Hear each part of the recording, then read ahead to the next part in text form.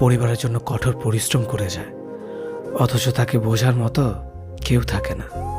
শেষবারের মতো আরেকবার চেষ্টা করে দেখি। পৃথিবীতে এই চিন্তাটাই অনেক সফল মানুষের জন্ম দিয়েছে। অভাব আর অভিযোগ এমন একটা জিনিস যা অন্যের কাছে না বলাটাই ভালো। কারো কাছে অসহ্য হয়ে ওঠার থেকে হারিয়ে যাওয়া অনেক ভালো। বন্ধুত্ব কখনো হারায় না, হারিয়ে যায় সেই মানুষটি যে বন্ধুত্বের মূল্য দিতে পারে না।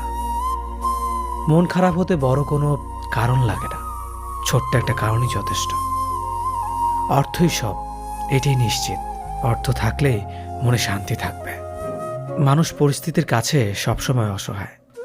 মানুষ ইচ্ছে করে কখনো কষ্ট পেতে চায় না, কারো কাছে লজ্জিত হতে চায় না। কিন্তু ভালোবাসলে কষ্ট পেতে হবে যেন মানুষ ভালোবাসতে ভালোবাসে। জীবনে তারা বেশি কাঁদে যারা 10 জনকে নয়, একজনকে মন থেকে ভালোবাসে। পরিবারের